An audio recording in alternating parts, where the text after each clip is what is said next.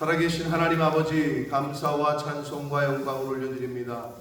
오늘도 저희들의 생명을 연장시켜 주시고 새로운 한 날을 허락하시고 하루를 시작하며 아버지의 집에 주님의 몸된 교회에 이 은혜의 보좌 앞으로 저희를 불러주셔서 하나님께 기도를 올려드리며 찬송을 드리며 생명의 말씀을 전하고 들을 수 있는 복된 자리로 저희를 불러주시니 인도해 주시니 아버지 감사합니다. 이 시간 하나님 앞에 나온 한 심령들 위해 지혜와 계시의 영으로 임하여 주시고 성령으로 임재하여 주셔서 하나님의 말씀을 들을 때에 그 말씀이 우리의 신비에 새겨져 오늘 하루를 살아갈 때 그 말씀에 순종하며 사는 저희들 모두가 되도록 주님 은혜 내려 주옵소서. 이 시간 말씀하여 주옵소서. 저희가 듣겠습니다. 예수 그리스도 이름으로 축복하며 기도 올리옵나이다.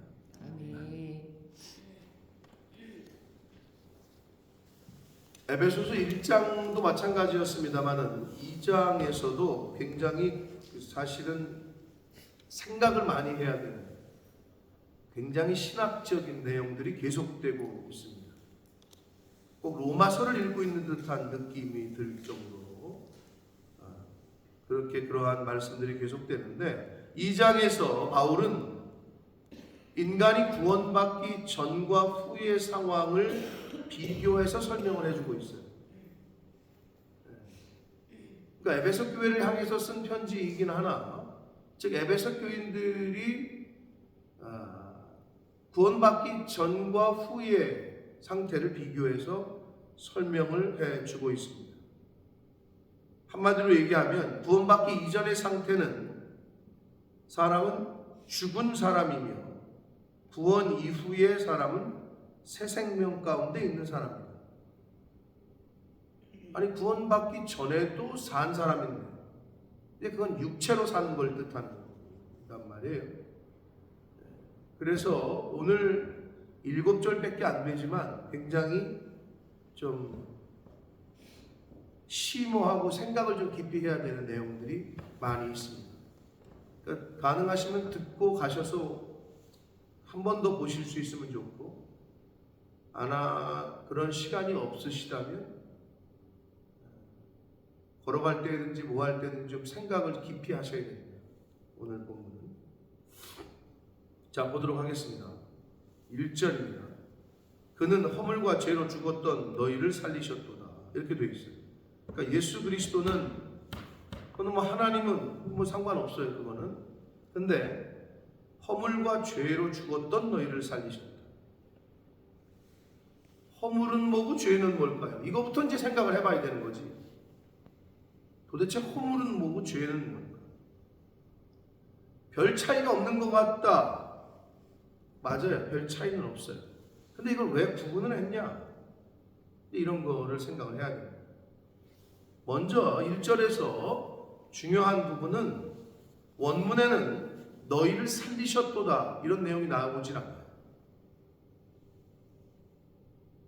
You were dead in transgression and sins. 이게 NIV의 1절의 번역이에요. 너희를 살렸다라는 말은 어디에도 없어요. 원문에도 없어요. 영어 성경에는 대부분 이렇게 번역을 했고 카톨릭과 천주교와 기독교 신학자들이 같이 모여서 번역한 공동번역이라는 말에도 원문을 그대로 직역을 하면 여러분도 전에는 죄와 잘못을 저질렀던 사람들입니다. 이렇게 원문에 충실하게 번역을 했어요. 그러면 왜 개역 개정판이 너희를 살렸다라는 말을 임의적으로 놓느냐? 뒤에 나오는 5절 보시면 허물로 죽은 우리를 그리스도와 함께 살리셨고 라는 표현 속에서 의역을 한 거예요. 그는 허물과 죄로 죽었던 너희를 살렸다. 저는 문맥상 뭐 그렇게 어색하진 않아요. 그런데 원문에는 그게 포함되어 있진 않다. 자, 그러면 이제 허물이 뭐고 죄가 뭐냐? 이걸 헬라어 원문에 충실하게 이제 좀 설명을 드리면,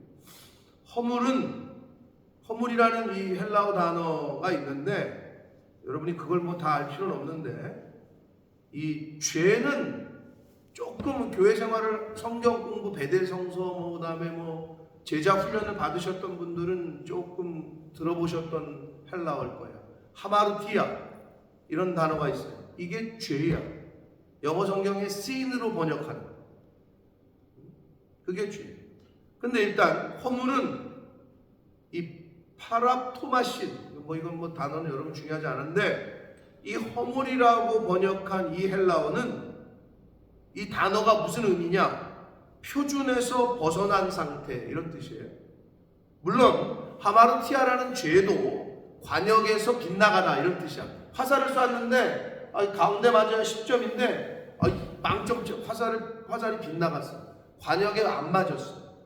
이런 뜻이야, 하마르티아라는 단어 자체도. 그러면 이 허물이라고 번역한 이 단어가 표준에서 벗어난 상태. 그래서 과실, 한국말로는 과실, 허물, 범죄 이런 걸로 번역이 된단 말이에요. 할 수 있어요, 번역을. 그럼 이게 이제 이 파랍토마신이라는 단어가 갖고 있는 그 표면적 의미가 아니라 좀 그 내용상의 의미는 뭐냐면, 하나님과의 관계적 측면에서의 죄를 말하는 거예요. 그러니까 본질적 관계에서 이탈한 상태, 표면적, 표준에서, 스탠다드, 우리가 가야 할 길에서 벗어난 상태.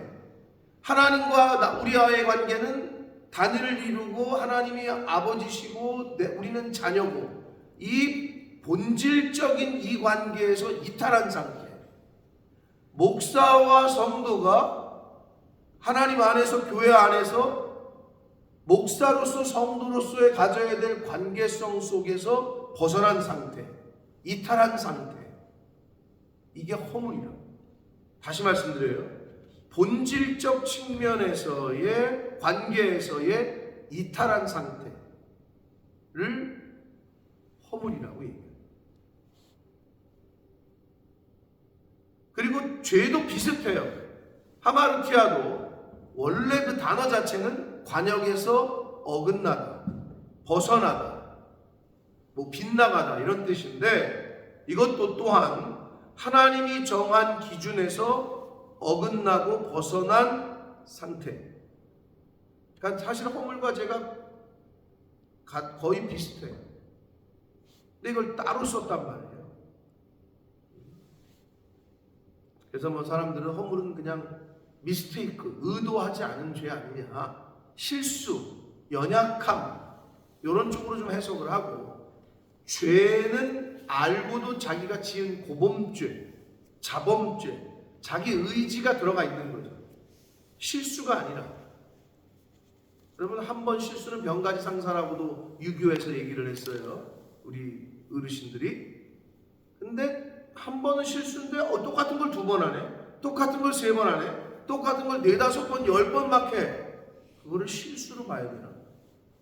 그건 실수가 아닙니다. 그건 연약함이 아니에요. 알고 있어, 본인이. 근데 안 고치는 거죠. 그거를 좀 구별하는 차원에서 해석을 하기도 합니다. 허물과 죄라는 거를. 근데 여기서 죽었던, 그래요. 요 단어가 죽었던이라고 번역한 요 헬라어 원문의 단어는 시체를 뜻해. 시체니까 죽었지, 그죠? 네. 그러니까 하나님과의 관계성 속에서 죽어있던 시체처럼. 여기 육체라는 단어가 나오는데 밑에 육체 욕심을 따라 살았다 이런 표현이 나오는데, 그러니까 하나님과의 관계에서 벗어난 상태, 하나님과의 관계에서 그 기준에서 이탈한 상태는 죽은 상태라는 거죠. 그 관계를 모르고 또는 맺지 않고 있는 수많은 세상에 있는 영혼들은 살아있으나 죽은 것과 같다라고 성경은 이야기합니다. 그런 상태에 있었다는 거죠, 우리도. 언제? 전에는 그때에 2절에 그때에 3절에 전에는 이라고 시작하잖아요. 그러니까 구원받기 이전의 상태를 이렇게 설명하는 거예요. 그런데 하나님께서 예수 그리스도를 통해서 너희를 살렸다. 이렇게 2장 1절이 시작이 되면서 2절 그때에 너희들이 죽어있던 때에를 설명하는데 너희는 그 가운데 행하여 이 세상 풍조를 따르고 예수 믿지 않는 사람들은 성경과 관련이 없어요. 하나님과 관련이 없어요. 그냥 이 세상의 흐름과 유행과 풍조와 사상을 따라 살아요. 영향을 받는 거죠. 그러면 크리스찬은 어떻게 되느냐? 아무리 세상이 변해도 주의 말씀은 영원하리라. 하나님의 말씀을 따라 사는 거예요. 세상이 어떻게 변해도. 이게 이제 중요한 핵심인 거죠. 근데 교회를 다니는 사람들이 하나님의 말씀이 아니라 교회의 말씀, 교회에서 얘기하는 어떤 그걸 따르지 않고 세상의 다른 이야기를 따른다. 근데 이게 미묘한 거예요. 어디까지는 그래야 되고 어디까지는 그러지 말아야 되느냐. 이걸로 이제 충돌할 때가 있죠. 직장에서 주일날 출근을 하래. 근데 성경은 주일을 지키래. 근데 이것 또한 미묘해, 이런 게. 그럼 어느 직업은 되고 어느 직업은 안 되고 그런 건 없어요. 근데 이거는 정해줄 수는 없어요. 요즘 시대. 직장 출근 안 하는데 뭔 소리야? 직장 무슨 주일날 교회 나와야지. 주일 성수해야지. 이러기가 어려운 시대가 이미 돼버렸어요. 이거는 개인의 믿음에 따라서 본인이 선택하는 거예요. 본인이 선택해야 돼요. 그래서 제가 말씀드렸죠. 어떤 사람은 그게 너무 부담이야. 좋은 직장이야. 제가 몇 번 예를 들었어요. 근데 그런 사람도 있더라고. 근데 저 같아도 힘들 것 같다는 생각이 들어요. 한국은행 붙었어. 옛날에 우리나라 그 당시 안기부. 오늘날의 국가정보원, 국정원 합격했어. 근데 최종 면접에 임원 면접 보는데 크리스찬이네. 근데 주일날 만약에 교회를 우리는 출근해야 되면 어떻게 할 거예요? 저는 출근 못합니다. 거기서 그러니까 다 합격했는데 면접에서 그렇게 얘기하니까 다 떨어지네. 이 사람은 자기 믿음이야. 믿음대로. 그러니까 보다 못하는 아버지가 장로인데도 엄마는 권사고. 야, 그럼 마지막에 꼭 그렇게 대답해야 되냐? 그냥 뭐 상황에 따라 그러면 일부 예배 드리고 가든지 뭐 갔다 와서 예배를 드렸는지 일단은 출근하겠습니다. 이렇게 대답을 하면 될 거 아니야? 오히려 아프모가. 왜냐하면 처자식들이 있는데 계속 한국은행, 종조, 그 다음에 국정원 다 붙었는데 다 그렇게 대답을 했다는 거예요. 제 아내가 제일 잘하는 사람의 인데 근데 하나님이 그 사람 그 믿음을 보시고 최후에 합격한 회사가 관세청. 다 공부를 잘한 사람이에요.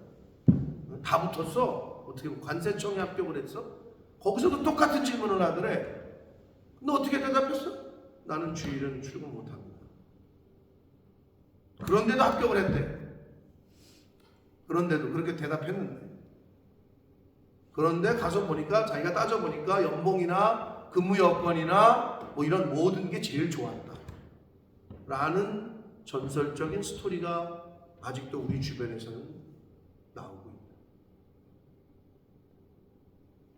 근데 그거는 개인의 믿음대로 해야 됩니다. 오늘날에는.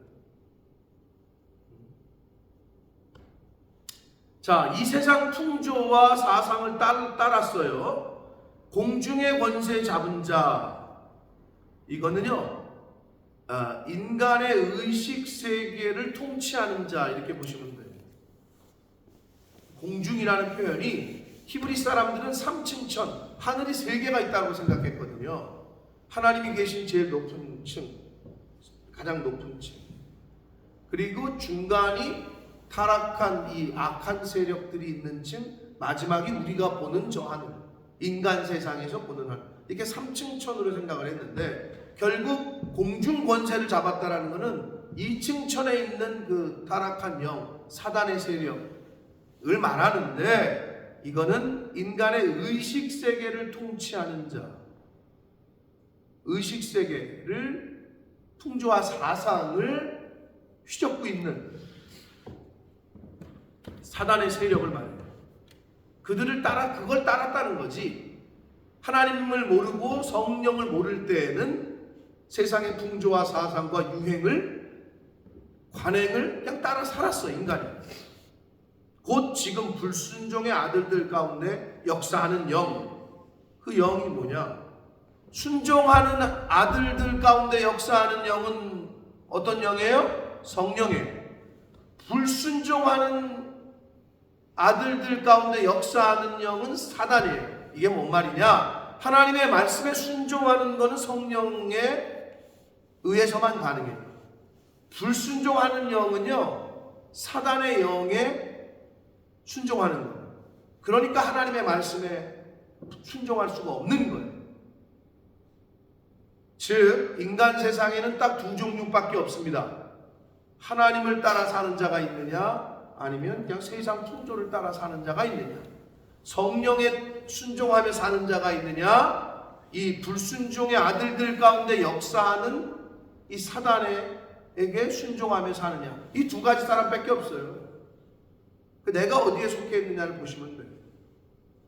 근데 이제 그게 어떨 때 구별되느냐? 교회에서도 이렇게 신앙생활 할 때 부모가 뭔 얘기를 했는데 부모 말을 듣지를 않아요. 자식이.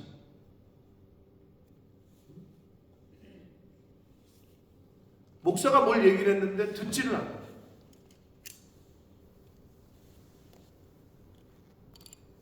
그러면 사람들이 그러죠. 저는 하나님을 믿지 목사를 믿는 게 아니다. 아주 허울 좋은 대답. 눈에 보이는 부모도, 육신의 부모도 못 섬기면서 무슨 눈에 안 보이는 하나님을 섬기겠다고.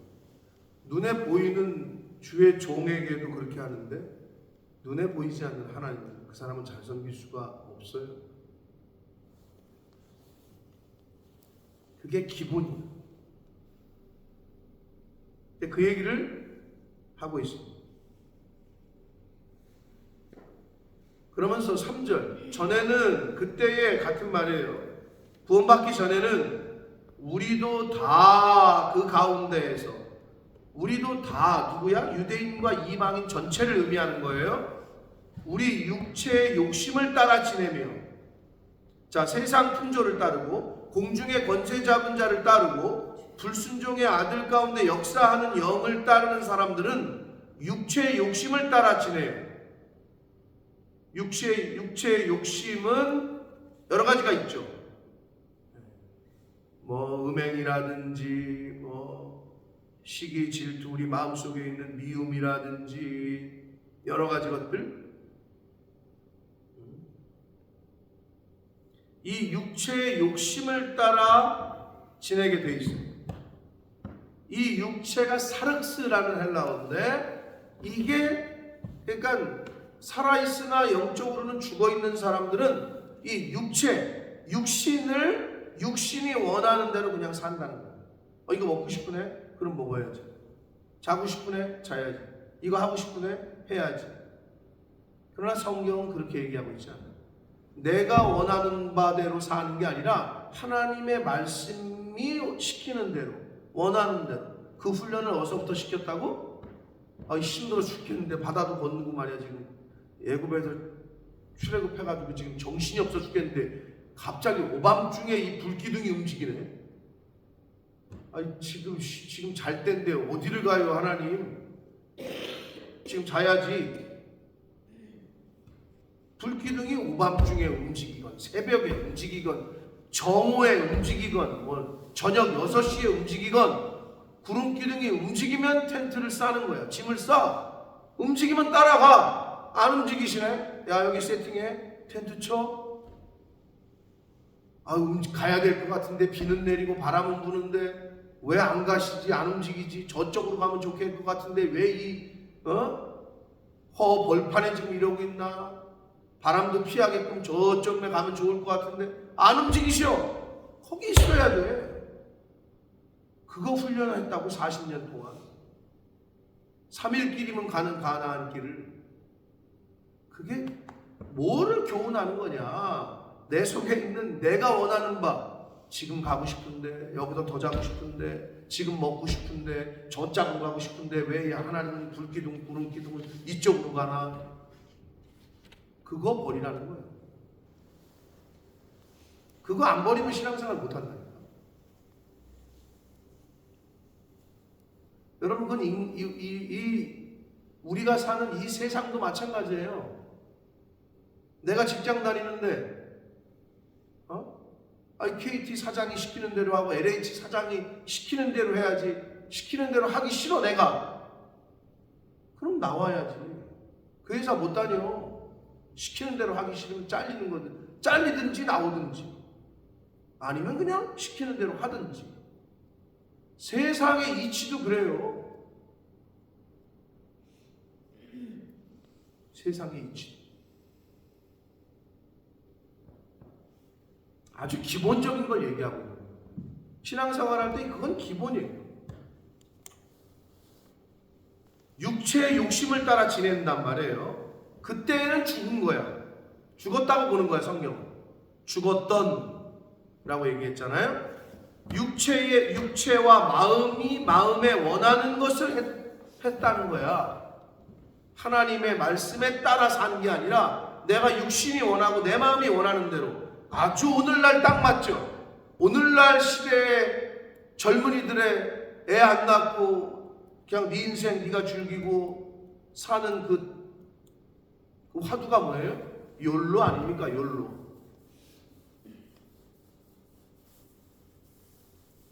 상수하고 저 허정인 집사님까지는 알려나? 박 권사님, 김 집사님, 김 권사님 욜로가 뭐예요? 아세요? 들어봤어요? 네, 근데 뭐예요 그게? 아세요? 욜로는 요즘 젊은이들이 하는 사고와 마음 상태를 대변하는 단어인데 뭐냐? 성경적인 거야.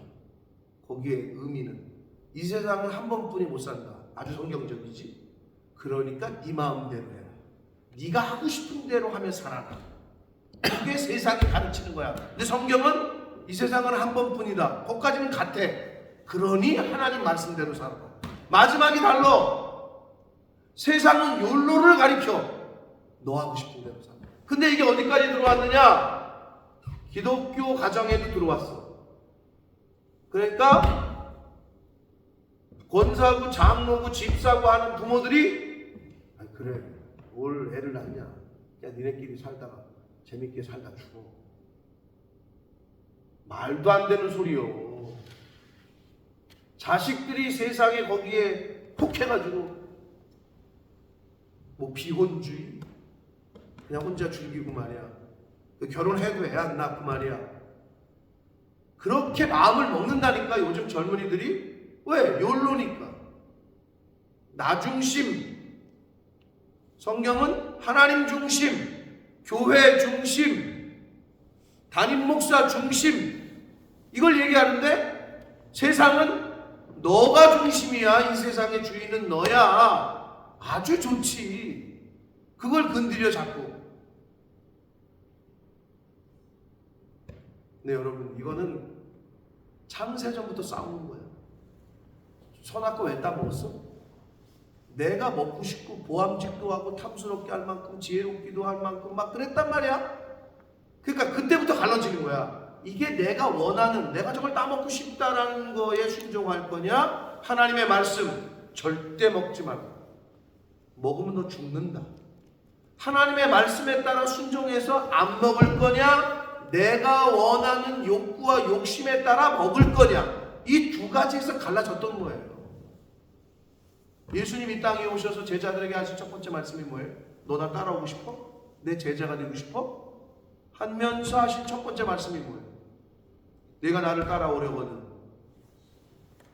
너를 부인하라는 거예요. 그 두 가지밖에 없다니까. 하나님 말씀대로 살 거냐? 내가 원하는 육체대로 살 거냐? 세상의 풍조와 사상을 따라 살 거냐? 불순종의 아들들의 역사하는 그 사단 마귀가 역사하는 이 세상을 따라 살 거냐? 하나님을 따라 살 거냐? 이 두 가지 종류밖에 없는 거예요. 나를 부인하지 않고는 신앙생활이 시작이 안 됩니다. 나를 부인하지 않고는 예수 그리스도를 따르실 수 없습니다.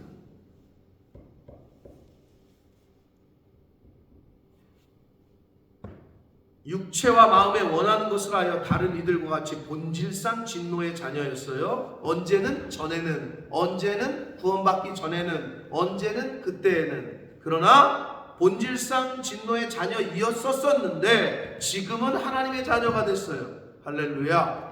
그게 하나님의 은혜요, 예수 그리스도를 통한 십자가의 은혜라는 것을 이렇게 설명을 해주네요. 그러면서 4절, 어떻게 우리가 하나님의 자녀로 탈바꿈이 됐느냐? 긍휼이 풍성하신 하나님이 우리를 사랑하신 그 큰 사랑을 인하여 허물로 죽은 우리를 그리스도와 함께 살리셨고 너희는 은혜로 구원을 받았다. 긍휼이 풍성하신 하나님, 사랑의 하나님, 은혜의 하나님이 4절과 5절에서 언급이 되면서 긍휼은 구원의 이유예요. 왜 하나님이 우리를 구원하셨느냐? 하나님은 워낙 긍휼이 많으셔. 이놈들 죄졌어. 내 말 안 듣고 저 세상 가가지고 완전히 이제는 죽는 사륵스, 육체로 살게 됐어.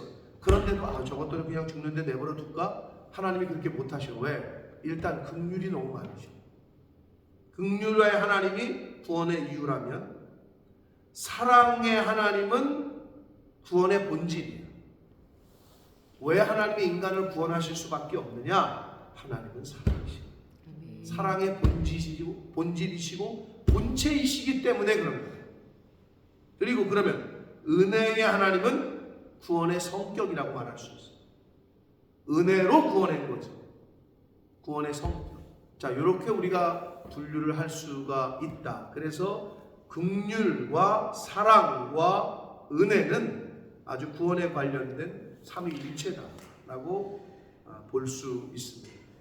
그래서 긍휼이 풍성하신 하나님이 우리를 사랑하신 그 큰 사랑을 인하여, 한글 성경으로 보자면 일단은 큰 사랑, 이 사랑은 아가페로 이제 쓰였어요. 헬라어의 신적인 사랑, 아가페 사랑, 큰 사랑. 하나님의 큰 사랑의 결정판은 뭐예요? 십자가 사건이죠. 독생자를 이 땅에 보내서, 예수 그리스도를 이 땅에 보내서 십자가에 죽이신 것이 하나님의 큰 사랑의 결정판이에요. 근데 여기서 한글 성경이 보면 그 큰 사랑, 그가 언뜻 보면은 정관사처럼 보여요.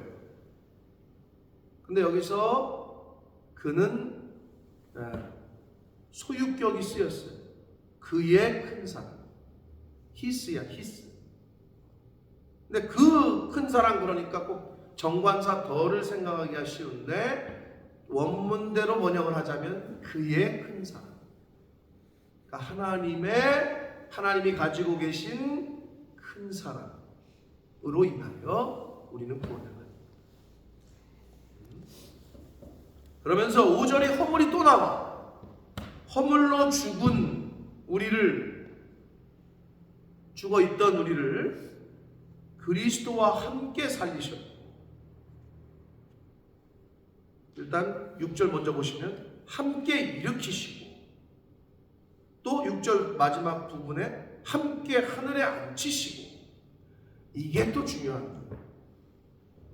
하나님이 우리를 구원하신 의미가 뭐냐? 그냥 살리셨어. 죽은 자 살린 것만으로 끝나는 게 아니라 살리시고 일으켜주시고 하늘에 앉히셨다. 근데 누구와 함께? 그리스도와 함께. 갈라디아서 2장 20절에서 사도 바울이 이렇게 얘기합니다. 내가 그리스도와 함께 십자가에 못 박혔나니. 예수 그리스도와 함께 고난을 받지 않는 자, 예수님 때문에 복음과 함께 고난을 받지 않는 자, 함께 영광을 받을 수는 없습니다. 교회 때문에, 교회를 지키기 위해서, 교회를 어려움 때문에 자기를 헌신하고 자기 가정을 헌신하고 물질을 드리고 시간을 드리고 몸을 드리지 않는 자는 교회와 함께 영광을 받을 수도 없습니다. 당연하죠. 회사도 마찬가지 아니에요?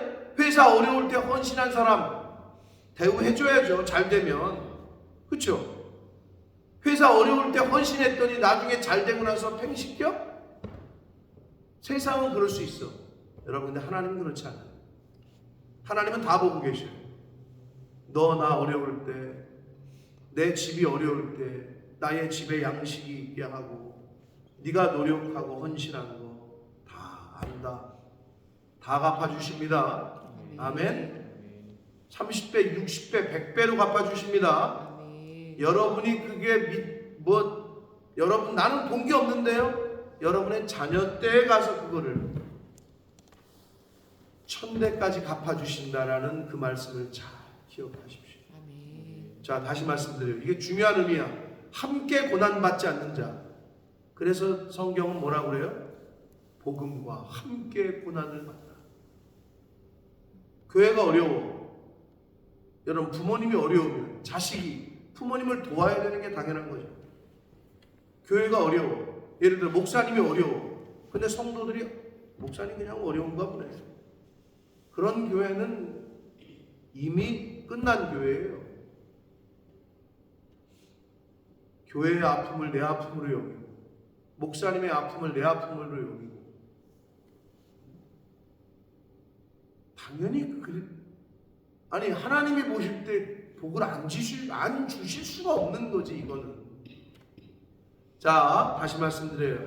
함께 살리심을 받고 함께 일으키심을 받고 함께 하늘 보좌에 앉는 은혜는 복음과 함께 그리스도와 함께 십자가에 못 박히지 않는 자, 복음과 함께 예수 그리스도 때문에 고난받지 않는 자는 절대 이러한 은혜와 영광을 받을 수 없습니다. 근데 우리 인간이 잘못 생각하는 게 있어. 교회는 나와. 왜? 복 받고 싶어서. 살리는 복, 일으켜짐을 받는 복, 부흥하는 복, 우리 가게가, 우리 사업이, 우리 남편이 승진하는 복, 사업이 잘 되는 복, 자식 새끼가 좋은 데 취직하고 그런 복, 이건 다 원해. 그런데 함께 고난을 받으려고는 안 해. 함께 어려움을 받으려고는 안 해.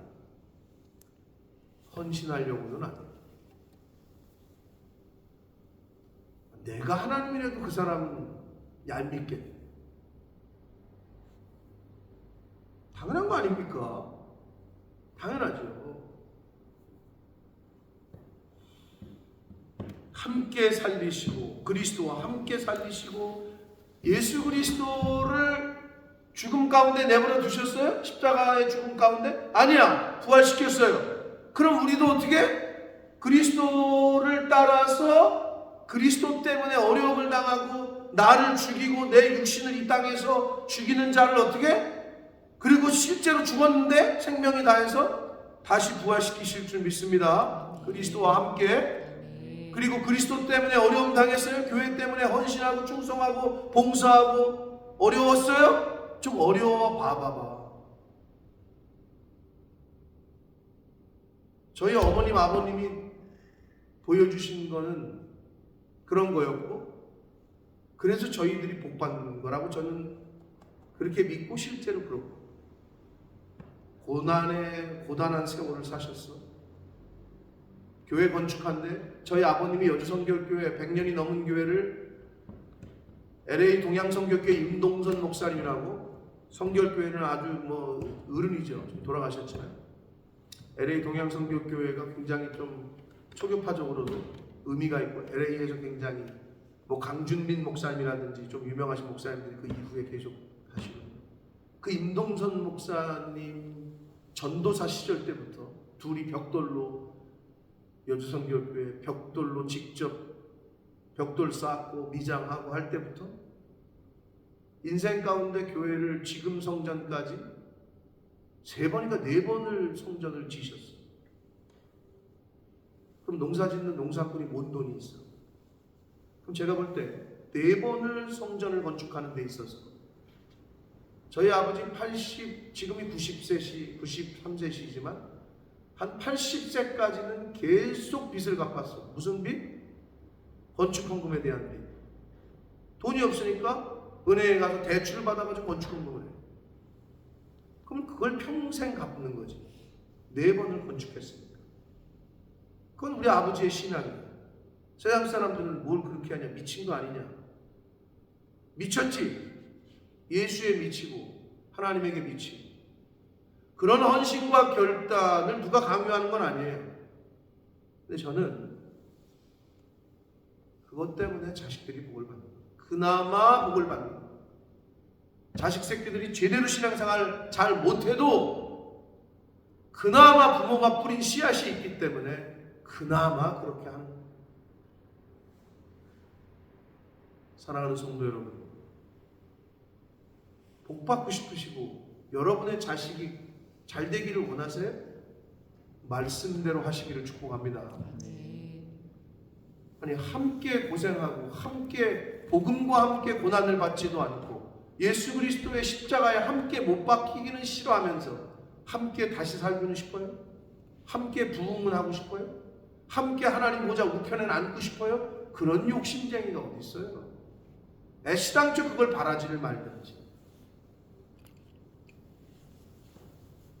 그리스도와 함께 사는 거고 그리스도와 함께 우리가 다시 일으켜지고 부흥하고 번성하는 거고 그리스도와 함께 하늘 보좌 우편에 앉게 될 줄 믿습니다. 그러나 그 전제는 십자가 없는 영광은 없다. No cross, no crown. 그러니까 자꾸 고난받을 때 니네 기뻐하라고 하고 환난 당할 때 찬송하라고 하는 이유가 하나님이 우리를 고난으로 환난으로 끝나게 하지 않으세요. 네? 환난은 연단이 소망을 이루는 거예요. 거기서부터 시작이야. 근데 이 시작에서부터 그냥 어그러지네. 시작에서부터 순종을 못하네. 시작에서부터 그냥 내 마음, 내 육신대로 살기를 원하고 판단을 하네. 그러니 여기까지 경험해 본 적이 없는 거지. 이 소망을 이루는 데까지 경험해 본 적이 없으니 이 맛을 모르니 너희는 하나님을 맛보아할지어다. 시편 34편 8절의 말씀입니다. 도대체 맛본다는 게 뭐냐는 거예요. 그런데 성경을 보면 하나님의 말씀은 송이꿀보다도 더 달다. 그 맛을 본 적이 없으니. 그러니 안타까운 것이 그 맛을 몰라. 그 하나님의 은혜의 맛, 사랑의 맛, 평강과 평안의 맛을 경험해 본 적이 없어. 너무 안타까운 거지. 그러니 딴 데 가서 찾고 있어. 세상에서 찾으려고 그러고 돈에서 찾으려고 그러고.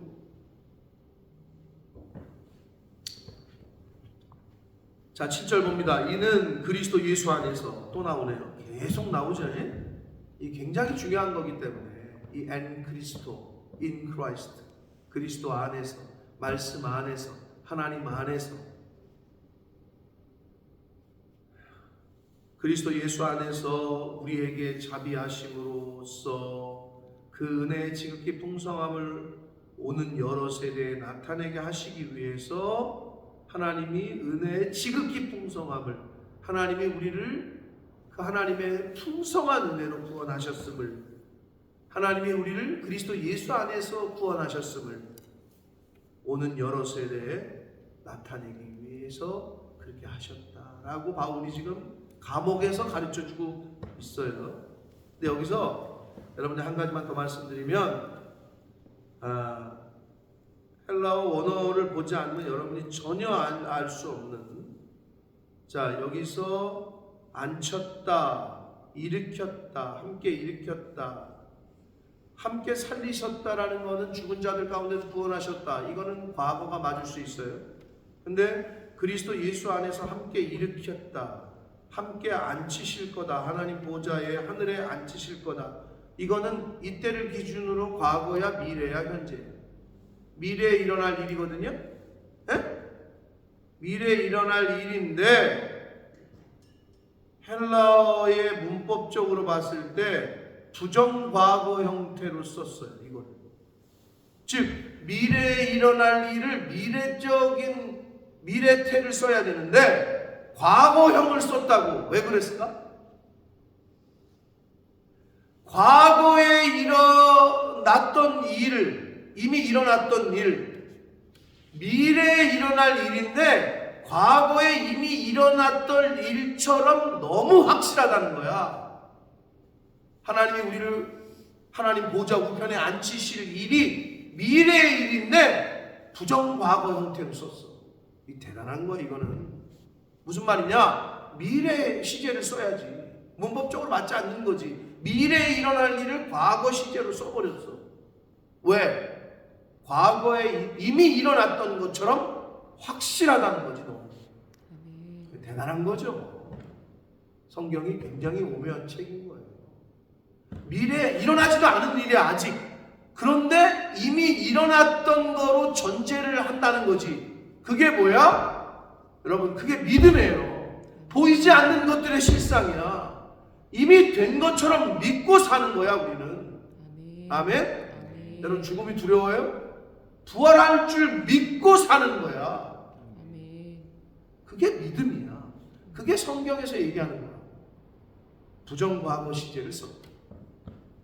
미래에 일어날 일을 과거 시제로 써버렸어. 왜? 너무 확실하다는 거지. 사랑하는 성도 여러분, 에베소서가 하나 한 절 한 절이 꼭 로마서의 교리서를 읽는 것과 같은 아주 중요한 말씀들, 생각을 많이 해야 되는 말씀들이 지금 1장과 2장에서 계속되고 있는데 짧잖아요. 6장까지 밖에 없단 말이에요. 그러나 너무 귀한 말씀들이 지금 계속해서 보여지고 있습니다. 로마서 6장 5절에 바울이 뭐라고 했느냐? 너희들이 예수 그리스도 때문에 죽음에도 연합한 자가 됐으면 예수 그리스도로 인하여 말미암아 부활에도 연합한 자가 된다. 즉 이 말은 뭐냐면 예수님 때문에 너희들이 죽었어? 그럼 너희들은 예수님 때문에 다시 살게 될 거야 라고 이야기를 해요. 여기랑 같은 말이야. 일맥상통해. 여러분, 십자가 없이는 영광이 없다 라고 늘 얘기하잖아요. 고난받기를 좀 내가 헌신하고 내 시간을 드리고 내 물질을 드리고 내 마음을 쏟고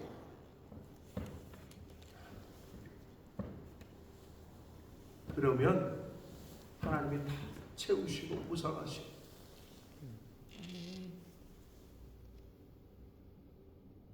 다시 살려준다. 이거보다 더 큰 은혜가 있을까요? 여러분, 뭐가 제일 귀해요? 생명이 제일 귀하죠? 그 생명의 주인이 하나님이시다. 우리를 죽이시는 분도 하나님이고 살리시는 분도 하나님이신 줄 믿습니다. 그 하나님께서 성경에 약속하신 대로 우리가 이 땅의 수고가 다 끝난 후 이 세상을 떠났을 때 하나님이 최후 심판하실 때 영생을 선물로 주실 줄 믿습니다. 그 영생을 다 받아 누리시는 이 자리에 있는 하나님의 자녀들, 저와 여러분 모두가 되시기를 예수 그리스도 이름으로 축복합니다. 살아계신 하나님 아버지, 감사와 찬송과 영광을 올려드립니다. 아버지 하나님, 하루하루 살면서 사람들은 자기의 목숨에, 생명에 진심인 걸 봅니다. 더 살기 위해서 잘 먹고, 더 살기 위해서 돈 내고 운동하고. 아버지, 그러나 그 생명의 주인이 하나님께 있음을 많은 사람들이 모르고 살아갑니다. 성경은 이미 저희들에게 알려주셨습니다. 생사화복이 하나님께 있습니다. 우리를 이 땅에 보내신 분도 하나님이요, 다시 부르실 분도 하나님이고, 영생과 영벌을 결정하실 분도 하나님이심을 이미 알려주셨습니다. 아버지, 세상의 풍조와 사상을 따라 사는 자 되지 말게 하시고 사단의 종로로 타는 삶이 아니라 성령의 인도하심을 받고 하나님의 말씀에 순종하는 삶을 살게 하소서. 후회 없는 인생, 얼마나 저희들에게 남은 시간이 얼마인지 저희는 모르나 천추의 한 거리를 남기는 인생이 아니라 자녀들을 힘들게 하는 부모로서의 인생이 아니라 부모가 뿌린 기도의 씨앗, 헌신의 씨앗, 사랑의 씨앗, 섬김의 씨앗이 우리가 떠난 후에 자라서 우리의 후손들이 그 열매를 따먹을 수 있도록 그러한 신앙생활을 하는 부모된 저희들 모두가 되도록 주여 은혜 내려 주옵소서. 예수 그리스도 이름으로 축복하며 기도합니다.